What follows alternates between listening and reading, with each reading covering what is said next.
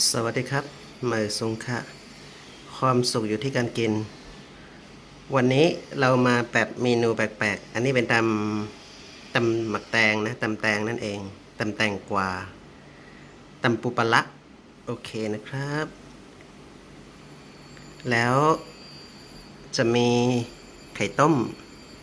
3 ใบสุกเรียบร้อยแล้ววันนี้จะไม่มีผักนะครับเรามีขนมจีนกะหล่ำปีนิดนึงแล้วก็ผักชีแค่นั้นเองโอเคนะครับผมเรามากินกันนะครับมาสงค่ะสวัสดีครับมาสงค่ะโอเคนะครับวันนี้ช่วงบ่ายๆแล้วนะครับผมวันนี้อากาศมันร้อนจัดก็เลยไม่รู้ว่าช่วงกลางวันจะไปหาอะไรกินหรือจะไปกินอะไรดีก็นึกได้ขึ้นมาทันทีว่าในซอยนี้มีร้านหนึ่งอร่อยแต่มันได้น้อยแต่ไม่เป็นไรเรามาชิมกันแค่นั้นเองจริงไหมอันนี้ตำแตงกวานั่นเองนะครับผมตำแบบตำปูปลาร้าแล้วจะมีอันนี้ข้าวปุ้นหรือข้าวเส้นหรือขนมจีนแล้วก็จะมีผักชีเป็นผักโอเคนะครับแล้วก็จะมีไข่ต้มเราลองมาชิมกันนะครับทางรัชฉานก็มีแต่คืออาจจะน้อยมากที่จะได้ตำใส่ปูปลาปลาเพราะว่าเขาจะตำใส่กะปินะครับผมเพราะว่าฝั่งนู้นเขาไม่มีปลากันแต่น่าจะตอนนี้ไปถึงแล้วนะครับเพราะว่ามันมีปลาที่เขาทำสำเร็จน่าจะไปขายแถวนั้นแล้วแล้วก็อันนี้จะเป็นน้ำแป๊บซี่กินเผ็ด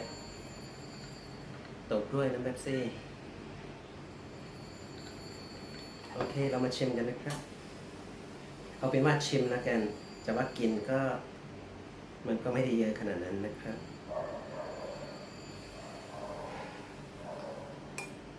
ตักชิมเอา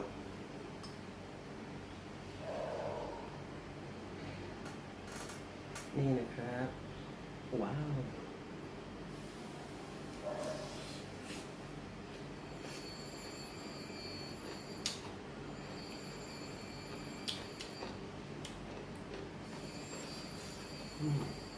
อร่อย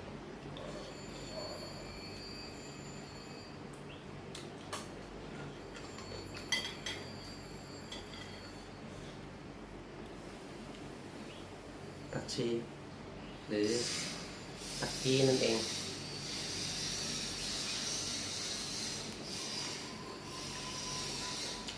แค่ใบอย่างเดียวนะใบใหญ่มาก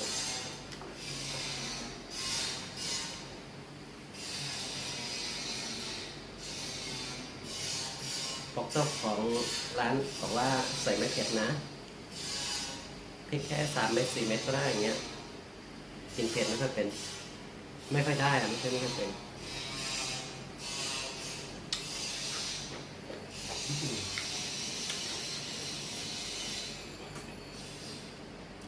อร่อยจริงๆกล่าวว่าจะไปซื้อส้มตำแต่ส้มตำหมดก่อนที่นี่บอกว่ามีตำถั่วกับตำแตงก็เอาตำแตงแล้วกันนานแล้วไม่ได้มาซื้อมากิน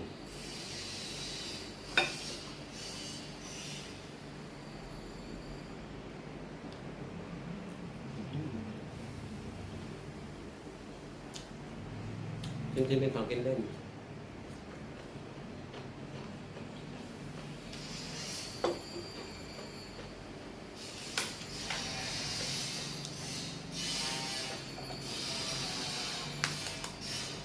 เวลาที่ใส่กันก็แตกแต่ทำไมไม่แตกเพราะมัน2 ลูกก็ยังแปลก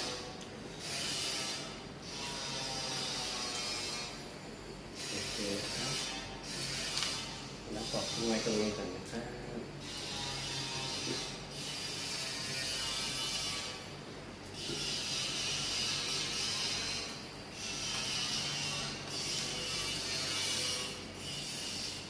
น่ากิน ผ็ดอันนี้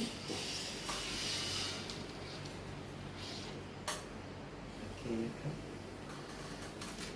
เราใส่ในโอ่งแล้วกันโอเค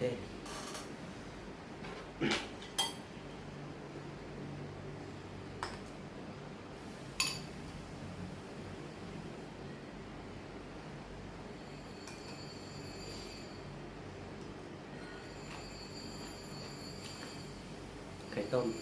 ลูกหนึ่ง2 คำ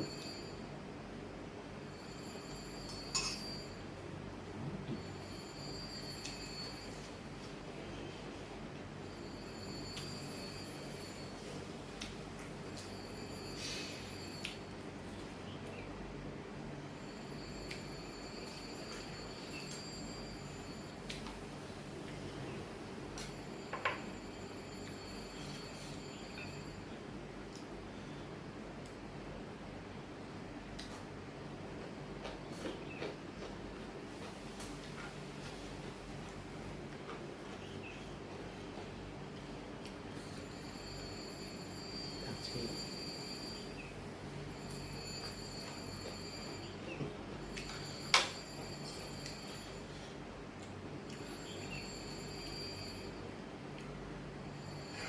ใส่นิดนึง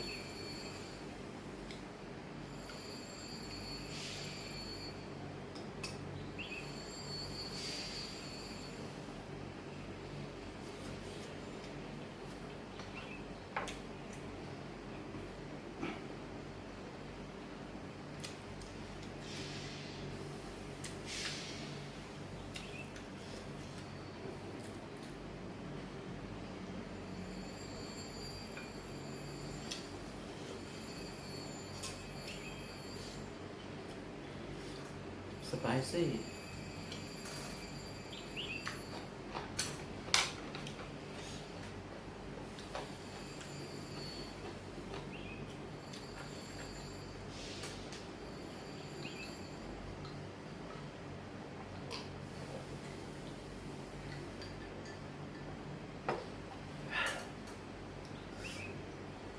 วันนี้แค่มากินชิมให้พี่น้องเขาเห็นว่าถ้าตำปูปลาร้ารสมันจะจัดๆอยู่แล้ว มันอร่อยถึงใจ แต่ถ้าบางคนชอบกินตำไทยก็อาจจะออกหวานๆนิดนึงนะครับ แต่อันนี้ยังไม่หมด เราจะได้กินต่อกันนะครับ ไข่ก็ยังไม่หมดเหมือนกัน แล้วก็ขนมเส้นก็ยังเหลือเยอะ ส่วนนี้อากาศมันร้อนแดดร้อนมากข้างนอกเมื่อกี้ออกไป